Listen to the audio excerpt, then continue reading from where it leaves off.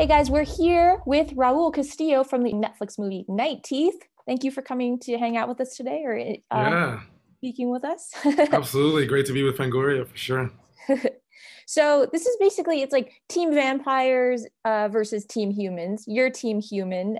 You've got a little brother to protect. Tell us a little bit about your character. So my character Jay is he sort of moonlights as a limo driver by day and vampire killer by night. He's like the leader of this gang of humans who occupy this territory in East Los Angeles. And things between the humans and vampires have been good, relatively peaceful for a while until the beginning of our film when things change and Jay sort of has to he has to kind of he has to lay down the law in a sense. Because there's some stuff shifting in town. Yeah. Very casually, vampire hunter by night, just like as one does. As one does, yeah, absolutely. Don't give away my secrets. Exactly. What made you want to play this part? A couple things. I first of all, the script was really fun to read. I sort of as I've evolved in my career, I've learned to trust my instinct when I'm reading a script and when I can really connect with a character, with a storyline. I've always been a big fan of vampire movies and horror movies in general. Like since I was a kid, I love horror even before like becoming an actor, before becoming a theater artist. I wanted to become a horror movie makeup artist. So I knew when this Okay. kind of like Rick Baker was like one of my Ah, childhood heroes, and I grew up on the making of Thriller, that video, Michael Jackson. That was sort of part of my like iconography as a young boy. So I definitely had like this infatuation with horror as a genre. Um, so I was excited to read a vampire film, but as I read the script and I really connected with the storyline of these two brothers. mhm. I'm a brother. I have an older brother. I have a younger sister. So I have siblings, and I know what that is, and I know how protective. I know my brother's always been with me. We were really tight growing up, and I was sort of the first in my family to go off to college, and that was kind of an emotional rite of passage for me, being from a tight knit first generation Mexican American family. So when I read this script, not only was I excited about like the vampire element, the genre elements, but it was also like this wonderful brother storyline that we don't see often. Certainly not with Latinos. Like we don't get these kinds of stories enough. I don't think so. I was really excited about that brother storyline. I connected with that. Yeah, I'm with you on that. So I'm very excited Mm, for this. cool, cool. So let's back it up. This is obviously the place to talk about it, Fangoria. Let's talk about some of your Yeah, favorite horror movies. yeah. I mean, it was the George Romero was like, the ones that connected with early on. Certainly, like the old school, but even like, I mean, it's exciting seeing like Candyman. I haven't seen the reboot, but I'm excited to see it because that film. I had that poster in my wall for like my childhood.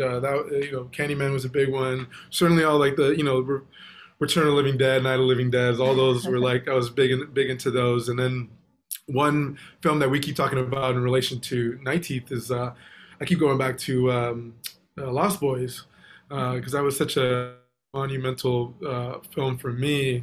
That I feel like when I read Night Teeth, I felt like um, I was like, oh, I get to do, my Lost Boys, Right. yeah. So those are some of the movies that I could think of off the top of my head. Certainly, like what is it, the 28 Days Later, Hmm. all those, like, that was great to like, and even Zack Snyder's reboot of Dawn of the Dead was Yep. an exciting like take on the whole zombie genre and all that.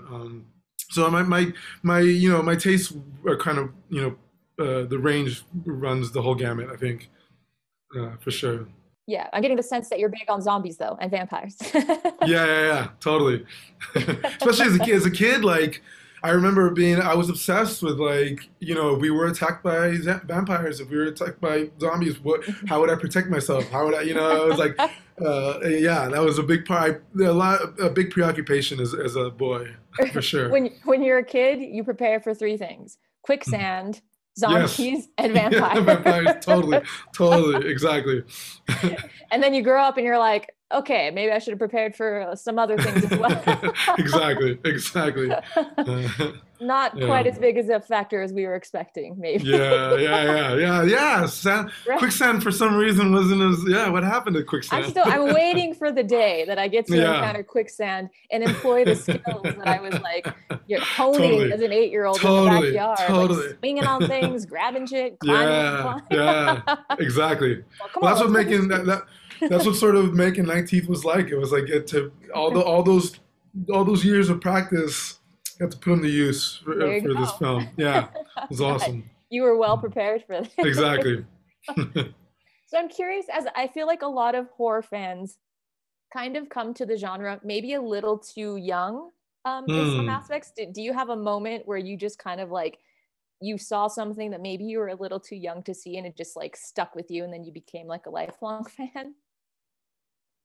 I mean, I feel like I was a little too young to watch Silence of the Lambs when I watched that. It's not Okay. really a horror film, but it is horrific, like Well, I count it Anthony. as a horror film, so. Yeah, exactly. And it's such a fascinating film, but that felt dangerous in a Mhm. really neat way that made me like it felt like you were watching something that you shouldn't be watching, especially watching that movie as a young kid.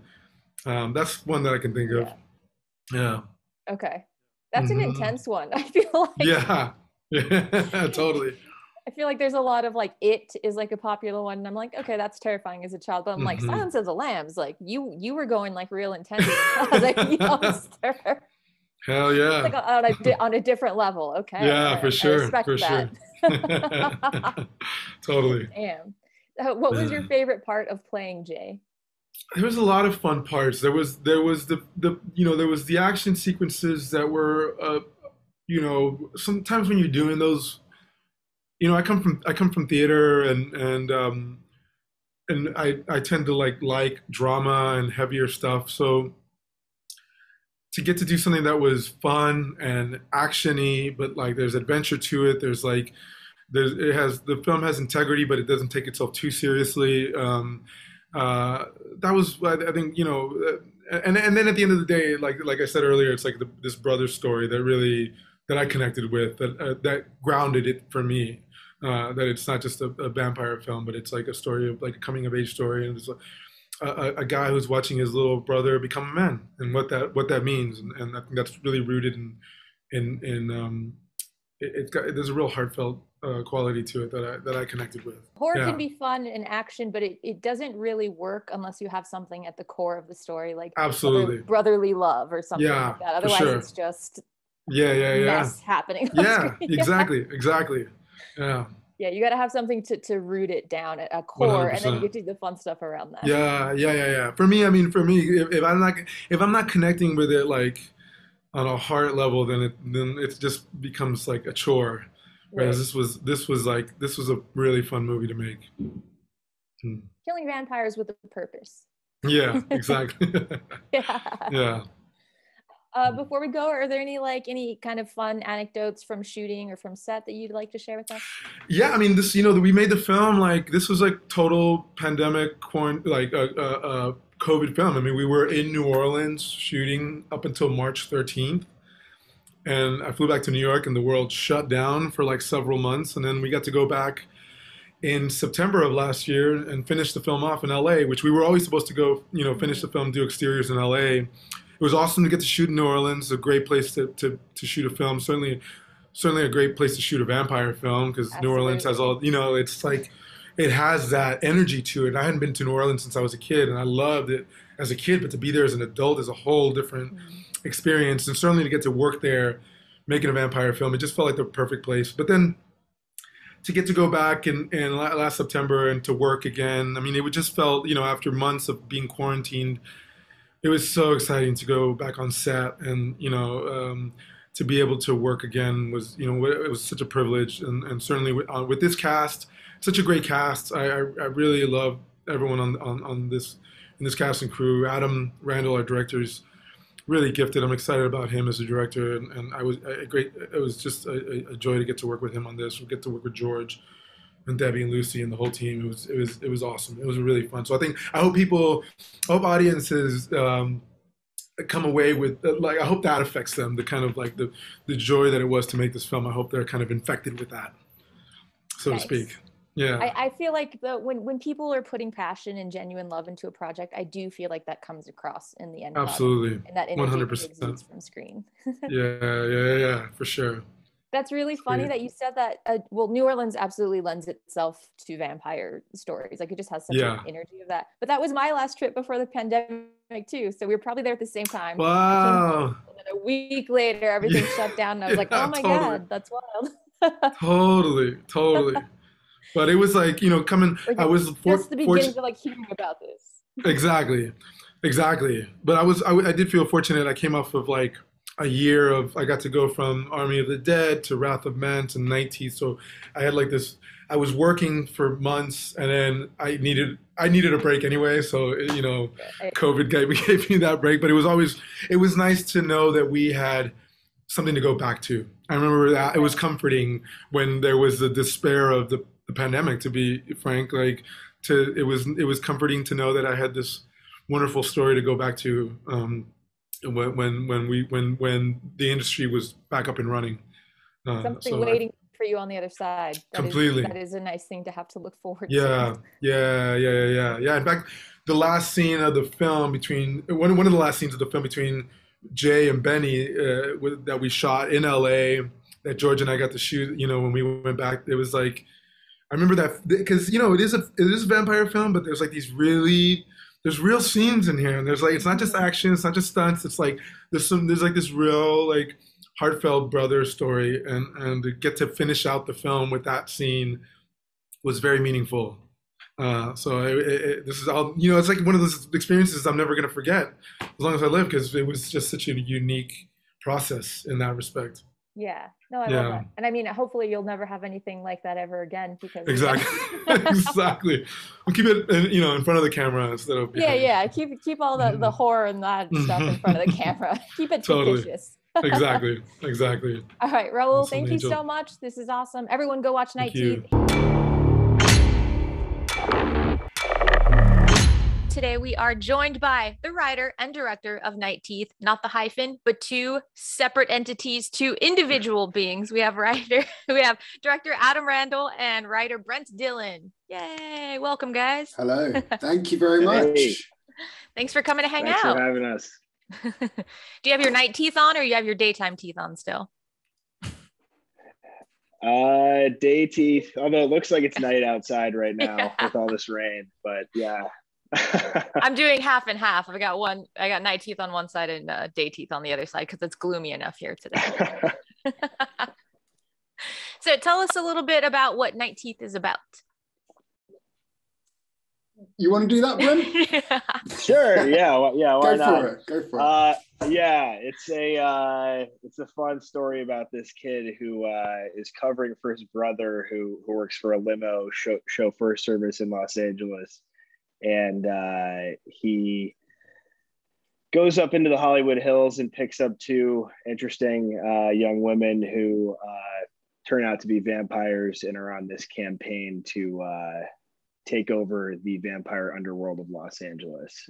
So we follow them on this journey throughout the city, sort of hitting all these spots. And Benny, our main character, is sort of this hapless, charming young man trying to survive the evening with this angel and a devil on his shoulder, and it's just a fun ride. It's a great Halloween watch, and get the Halloween candy out early and check it out.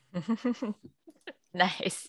So what was the inception of this? Like, what was like the little seed of the basic idea that then this was all built around?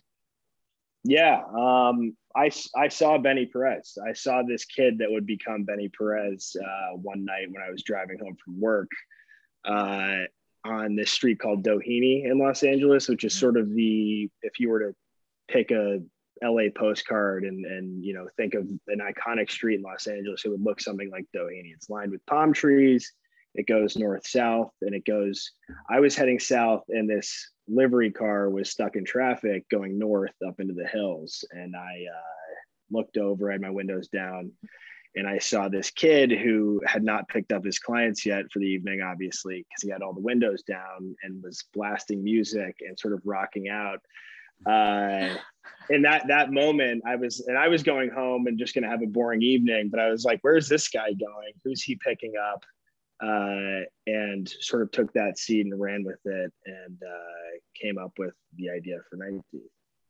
He's on his way to pick up some vampires. I love it. Yeah. Turns out he was picking up vampires. That could have gone so many different ways. Yeah, I'm glad that it I went wonder if that vampire. guy. I wonder if he's watched it. I mean, he'll never know. Yeah, he was the colonel I of this hope whole so. journey. That's incredible.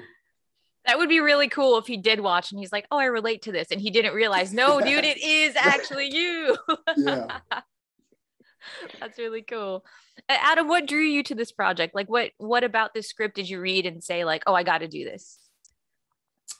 There was a few things. I think I was coming off a film called I See You, which was a very dark, somber, nihilistic movie. And then I read this, and it was just so much fun. It was like the opposite. It was like I could just sort of let loose. The story was just kind of wild, and it tapped into something else. It sort of reminded me of being 10 years old and up late and catching like Weird Science on or catching like Adventures in Babysitting, or like one of these films that felt kind of dangerous, but they're not dangerous when you watch them now but they were dangerous at the time. And I just love the idea of doing something that sort of encapsulated that was sort of youthful and fun and a little bit sort of edgy, and making a film like that, full of color, full of music. So there was that side of things. I was living in LA. I'd recently moved to LA at that point.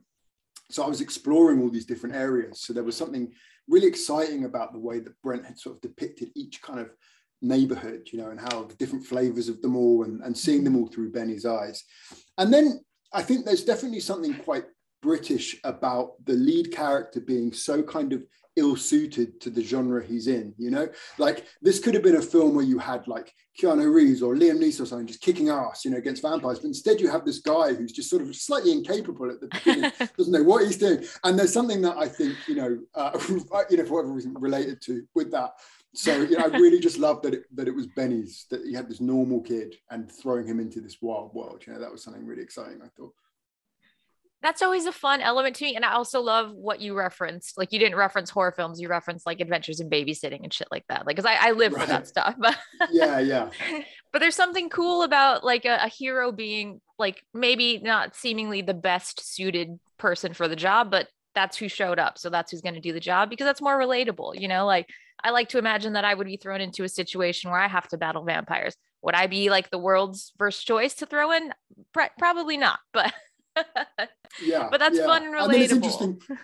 And like, what would you do? You imagine yourself like, you do the roundhouse kick and take them down, but more likely you just sort of fall over and, panic a little bit, try and run to the exit, So we really try to, in the inception, think of the action scenes in that way. Think about them like that Benny's sort of on the outside, often doesn't even notice what's happening, sort of happening behind him.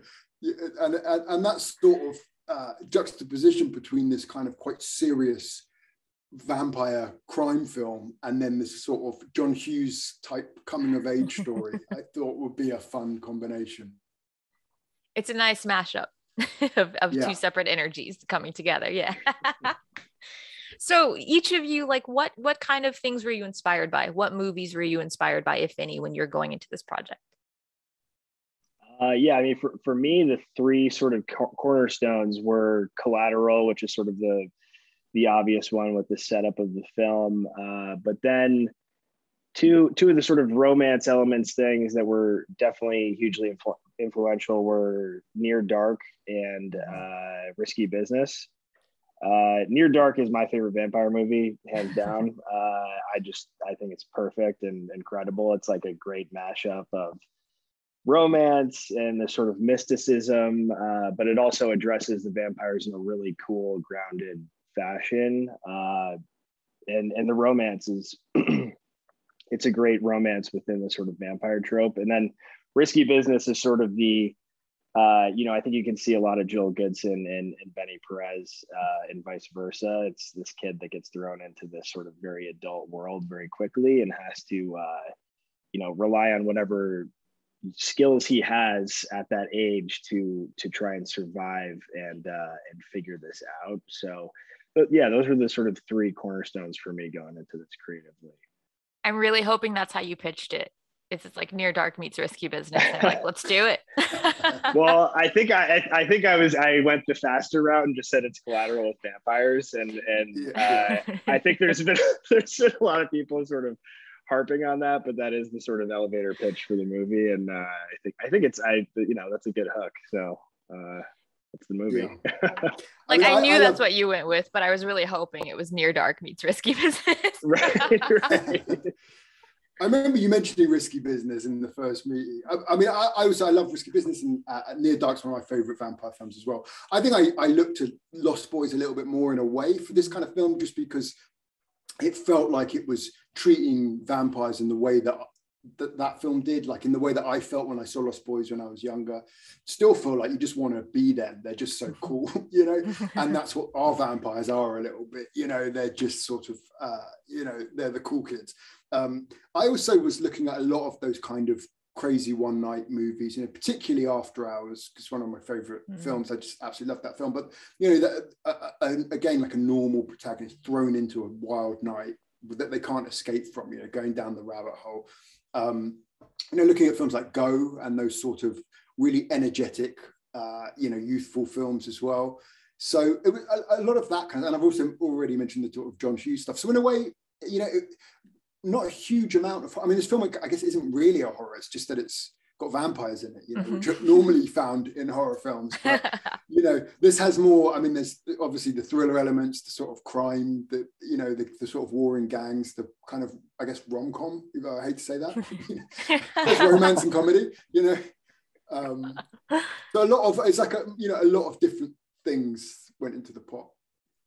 Which is what makes it so fun. You know what I mean? It's like, I always like to, like, horror just gives you kind of a playground. So you can take like a rom-com kind of thing, or action, or like a brotherly love kind of story. And then you throw some monsters in there. And it's like, now you've just opened it up to where you can kind of do whatever the hell you want, but you still got your core story in there. Yeah, exactly. Yeah. Definitely, yeah. So if you were each going to craft like your ideal double feature, what would you pair this with?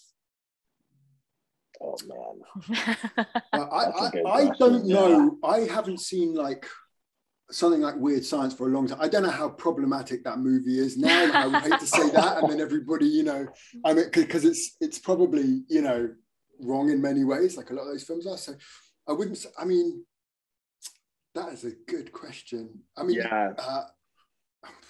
So you might want to go Weird Science if you were able to rewatch it, make sure it's not too problematic, and then be like, okay, we can greenlight this one. Yeah, I think that would be a fun one. I think like for a vampire though, I put it with Lost Boys, and sort of like hopefully like the way people experience this now, particularly like young people, is the way that people experience Lost Boys. They're very different, but like that same kind of feeling, right. That same sort of excitement about vampires. Yeah. Yeah. I don't know if this is the right answer, but I would say From Dusk Till Dawn would be pretty fun to kind of pair with this. You sort of have, and this was something that I was sort of thinking about with the script, was just this reveal of the vampire twist, and you sort of get that in Night Teeth, and that's obviously a huge part of From Dusk Till Dawn. It could be kind of fun to pair with. Nice. I would watch each of those double feature programs. So yeah, you did the right answer. Yes. I like how you're like, I don't know if this is the right answer. I'm like, it's your answer. I'm not gonna, you're kicked out of your own movie. No. Yes. Wrong answer, Brent. Yeah. Sorry. And then just like closes out and kicks you out of the Zoom room. That would be, it's turning into Squid Game. Yeah. Booted. Well, is there anything else you guys would like to share with us about Night Teeth, or the making of it, or any kind of fun anecdotes? I mean, actually, like the way Night Teeth was shot in the end, because it was shot in 2020, was kind of interesting in that we shot a lot of it in New Orleans, even though it's obviously set in LA. That's just what happens with these things. I remember reading the script going, I'm going to shoot this whole thing in LA. That's amazing. And then you find out very quickly, we're going to shoot it anywhere but LA. So we shot a lot of it in New Orleans, which was actually incredible and is like my favorite place I've ever been. So we loved it, and it was just an incredible experience, great crew. And we were shooting 2/3 there and a third back in LA. And when we got back to LA is when the whole world closed down, just as we were about to start that section of the shoot. So we actually stopped for 6 months in the middle of the shoot. So there's about 30% of the film that's shot 6 months after the other stuff, you know, so trying to combine those things was a whole new challenge, you know.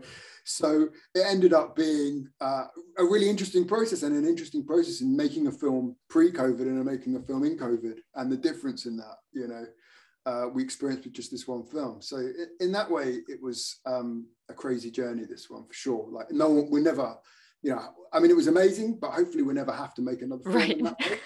Yeah.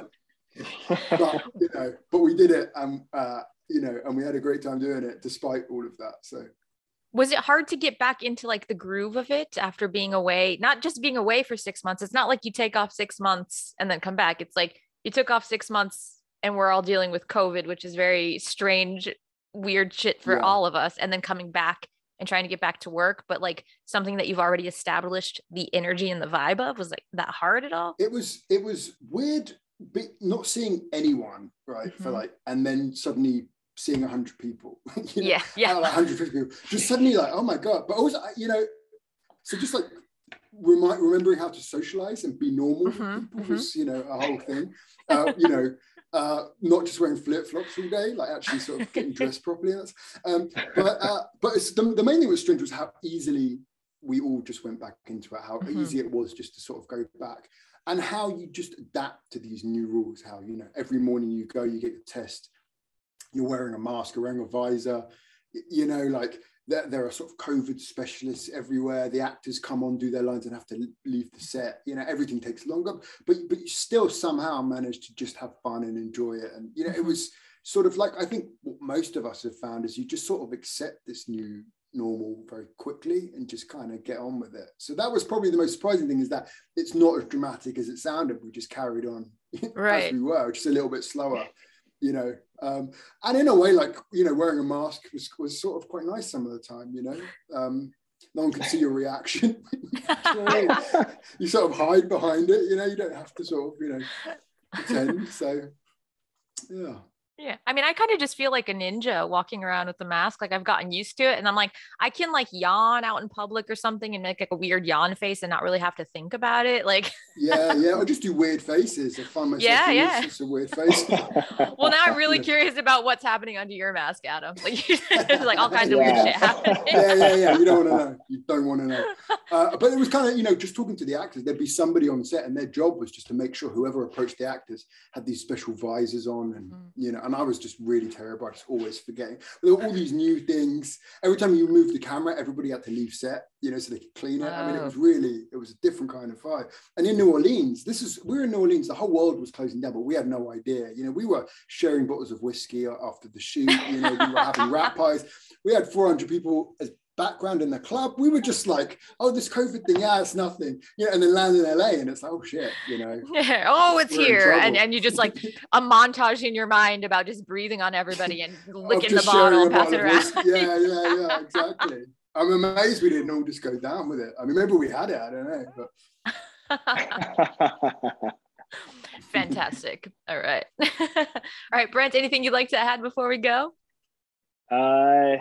Well, I did get down there. I was down there actually for that week when we got shut down, which was bizarre. But probably my favorite anecdote from being on set was that we had, I think it was maybe like 3 or 4 days before we got shut down, but they had put Video Village inside Victor's, or Alfie Allen's character's, draining chamber underneath his house where all the people are getting drained. So I did get to spend like 2 full days inside the draining chamber in Video Village. And that was like, you know, that was a dream come true. So that was amazing. Out of context, what a fantastic sentence. I spent 2 days in the draining chamber. And it was a dream come true. I'm glad that you got to experience that before just shut it all down. Yeah. You know what? Just as a little treat, give this guy 3 days in the draining chamber before we shut it down. Yeah, before we knock him out. Yeah, this last hurrah before we lock you up for 6 months, you know? Exactly. All right, guys. Thank you so much. This has been awesome. Make sure you guys watch Night Teeth, now streaming on Netflix.